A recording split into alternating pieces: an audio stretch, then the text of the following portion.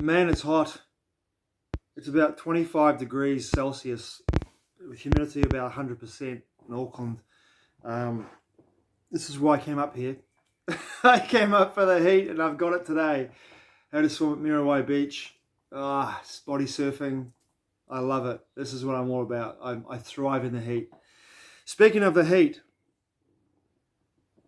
where has Bibhu Dev Misra gone, the author of Yuga Shift? I haven't seen him doing any podcasts. I haven't seen him on any videocasts. I haven't seen him writing any blogs. I'm making this video in early November 2025. I haven't heard him speaking for about a month to 2 months. I think the last videocast I've seen him speaking was about a month ago on YouTube. And I'm wondering why people aren't talking to this man, this researcher. Because of the nature of what's going on in the earth, volcanic events, seismic events, fires, floods, the comets, the interstellar objects that are coming into our inner solar system. I mean, there's literally a lot of objects moving into our solar system. Comets, interstellar objects, space rocks, things that are observable within our night sky that are supposedly not comets but interstellar objects, and comets with huge long plasma tails, all coming into our inner solar system in the last month and a half, 2 months, right? All these objects coming into our inner solar system, electrically having correlations and connections with our planetary luminaries within our solar system, and with our sun, and electrical discharges from the sun, speaking electrically. Let's say a conversation on a level of consciousness that perhaps we aren't quite privy to. In the scientific sense, due to the nature of the limitations of how we perceive in the reductionist science anyway, and the consciousness science, it's pretty obvious to those like myself. I feel, in my perception, there's a communication between these objects and our sun, electrically, at least, through that, in a language that, in a way, there's not a spoken word language, but a communication that's happening electrically between these objects, between our sun and these objects moving through the inner solar system, and the luminaries and these objects. There's a communication happening electrically that we can probably measure with our sensitive scientific equipment, but we're not really getting any evidence of, that I've seen anyway, of the communication between the objects moving into our inner solar system, these comets, these interplanetary objects, interstellar objects. Apart from the work of Stefan Burns, on the geophysicist on YouTube, who's the only man or woman that I know that I've seen is talking about this, right? Forget all the fluff, forget all the alien invasion and alien AI space probe junk. Let's just look at it in a pretty much down to the scientific, observable processes here, right? We can go into supposition and speculation around the nature of what this means for consciousness. It's very different than the whole prospect of it being AI-driven probes that are coming into our inner solar system to check us out. My feeling is that isn't the case at all. It's just fluff and misdirection. There's something more deeper here that's happening on a foundational level of our simulation, if you believe in the simulation, on a fundamental level, as David Icke says in his books, in the Reality Trilogy, in the quantum metaphysics, and also the quantum levels. There's an electrical foundation that moves into a digital level, and then a holographic level, which we have in regards to our experience of what we consider to be reality, right? Because as Einstein once famously said, I got it wrong in regards to matter. Matter is only light and frequency. or sound, right? Which are the same things. Frequency and sound are the same things. Or sorry, light and sound are frequencies. Realities are, as Einstein once said as well, Einstein once famously said as well, reality is an illusion, albeit a persistent one. So the holographic level, there's a communication, but there's also on the other levels, digital and electrical, there's a discharge between the sun's going bananas now. This is November, and Stefan Burns has been keeping up with this, with the energies and the fluctuations of our star, our main star, our sun, in the inner solar system, has been keeping up in regards to the fluctuations of the sun as these objects near it get around their perihelion, around the sun, and then shoot off back to wherever they came from, right? In their cycles, in these orbits. So he's been keeping up in regards to watching the coronal mass ejections, the plasma waves, the plasma tornadoes, the sunspot activity, the geophysical events coming onto the Earth, and of course all of these solar, in regards to the sun, all these communications between these objects coming into our solar system. And some of those plasma waves, coronal mass ejections, sunspot activities, solar storms, solar plasma tornadoes, some of those emissions are hitting the Earth direct, right? Through light photons, electromagnetic energy, electrical discharges. They're all hitting the ionosphere and heating it up, and then causing, of course, the repercussions and the reverberations of these events as these objects pass around or near the sun or around our luminaries, and the sun blasts off these enormous coronal mass ejections, plasma waves, activity towards these objects moving through the inner solar system. It causes a chain reaction, which all the planets within the inner solar system and the outer solar system feel repercussions of these events electrically, digitally, holographically. Within supposedly, if you bank on this and you perceive it to be real, the simulation, right? But then my question once again is, where is Bibhu Dev Misra? Why is no one talking to him? If you've read the book Yuga Shift, and you see in that book he details how the Vedic astrologers, literally tens of thousands of years ago, detailed the presence of a number of comets coming into the inner solar system, and a lot of these comets were obviously visible to the naked eye because they were written about, and they all had attributes. But no one's talking to Bibhu Dev Misra about this. No one's saying, hey, Bibhu Dev Misra, I've read your book, Yuga Shift. You talk about the nature of these comets coming and the changes of an age.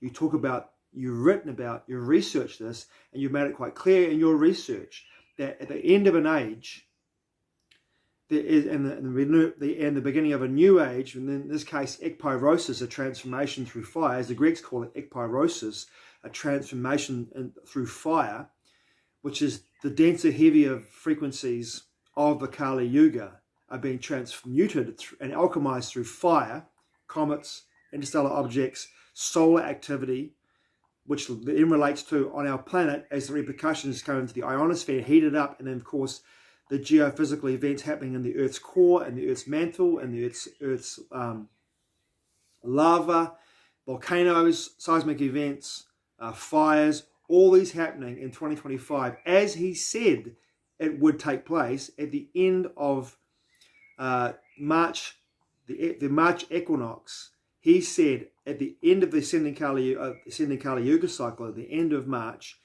Bibhu Dev Misra said, we're entering into ekpyrosis, what the Greeks call the transformation and transmutation through fire. And what have we had since the beginning of end of March? Exactly what he said and exactly what he researched. And I'm not seeing people on YouTube. He would be, for me, the one individual, the one researcher I would want to talk to about this, because he nailed it. He nailed it through his research. So why wouldn't you want to talk to him? Because he's a wealth of knowledge around this topic, around the subject. You know, he's the man that Stefan Burns, in my perception, the geophysicist Stefan Burns on YouTube, needs to talk to about this.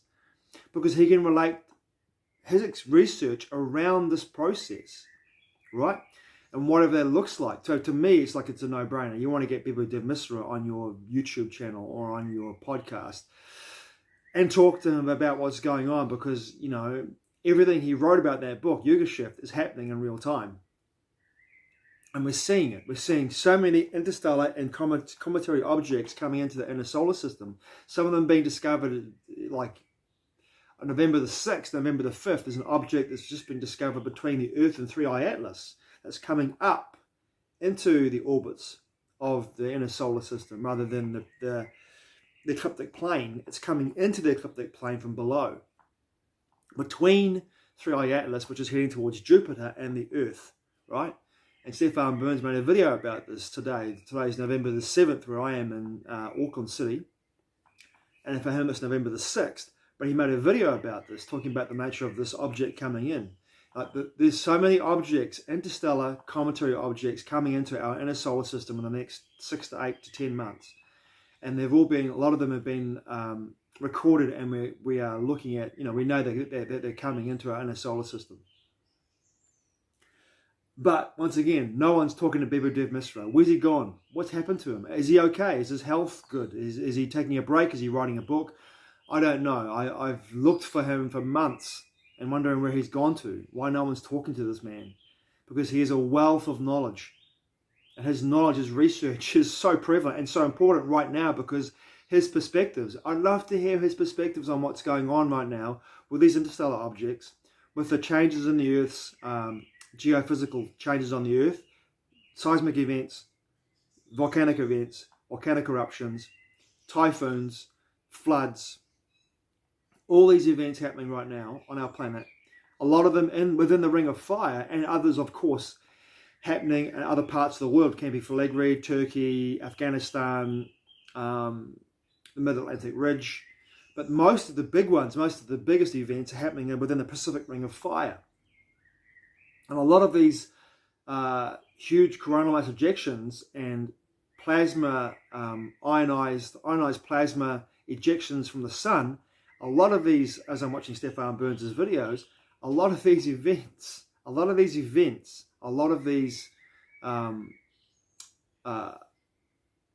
explosions, a lot of this energy is finding its way into the Pacific Ring of Fire, and is hitting in the Pacific region, the Pacific Ring of Fire specifically, the whole Pacific Ring of Fire, where all these volcanoes, all these plates are, where most of the volcanic activity is happening in the world today. Kamchatka, Indonesia, the Philippines, but also earthquakes, all in the Pacific Ring of Fire. They're all a lot of these are in the Pacific Ring of Fire at the moment, due to the nature of the energy that's bombarding that particular part of the world. And then my question then becomes, and this isn't one that Bibhu Dev Misra might want to talk about, but my question then becomes, on the end of that, is there a piggybacking upon that by the control system? Is there a piggybacking on that to create more chaos with the technologies that they have, in order to be able to jump onto a known seismic event, a known volcanic event, to create even more chaos? And of course, within the Loosh farm, that we consider this simulation, to create more panic, more anxiety, more fear, and harvest the energy emotionally for the lower dimensional entities. That's from the fourth dimension. That's a video unto itself, and one I'm not going to get into here. My question still remains: what's happened to Bibhu Dev Misra, and why is no one talking to this man about what's going on with the solar activity? I mean, the sun's going bananas, and with all these objects coming in from deep space, comets, interstellar objects appearing all over the bloody place, we are seeing so much solar activity. If you look at Stefan Burns' channel, Stefan Burns, STEFANBURNS, look at his channel, you'll see all the data, the scientific data that he's compiling from various places all around the world, that show you the amount of energy that the sun is producing at this time. The CMEs, the coronal mass ejections, the sunspot activity, the plasma tornadoes, the plasma winds, the solar winds, the bursts of energy, the sun, enormous bursts of energy from the sun.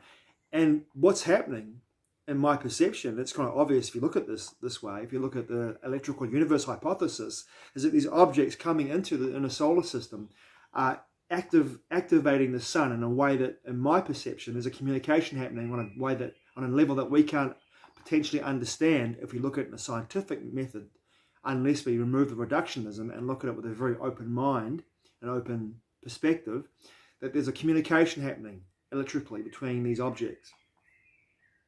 And whatever that communication is between those objects is beyond my comprehension in this moment. But that communication is causing these enormous solar activity, all this enormous solar activity, and some of that activity is hitting the Earth and hitting up the ionosphere and then creating geophysical events on a planet. So there's definitely a correlation between all this being connected, as above, so below. It's all connected, all of it. And of course, the Birkeland currents, where this electromagnetic energy and electrical energy travels across our universe, our galaxy and across the universe, those currents are being charged up all over the bloody place too. So our whole inner solar system is in a place where the planetary alignments, the electrical bursts from the sun, and the levels of energy that are coming out of the sun that are hitting other planets in our solar system and our own, and the outer solar system as well. There's a big question there in regards to what's going on with that. With all this energy as it makes its way to Saturn, what's happening to Saturn with all this electrical energy hitting Saturn at this time as well. Because in my perception, Saturn is a broadcasting station. And David Eichler says the same thing as well. Others too believe or perceive it to be something very similar to that. Troy McLaughlin, Troy McLaughlin doesn't say that Saturn's a broadcasting station, but he does say it's the former sun, the brown dwarf from the golden age. But my perception is, and my question is, what's happening with all this electrical discharge coming out, electromagnetic discharge coming out of the sun that would hit Saturn at some point? What's happening to Saturn, and how's it affecting the broadcasting station of the simulation, as above, so below? And how's it affecting us electromagnetically, electrically? How's all of this affecting us? I've got no answers, just more questions. I can tell you how my own experience is, and I won't do a video about that another time, but right now my question still remains. Where is Bibhu Dev Misra, and why aren't people talking to him on YouTube and all over the bloody place? Thanks for watching. Bibhu, come back, please. I truly appreciate it. Mate wa. I'll see you again soon.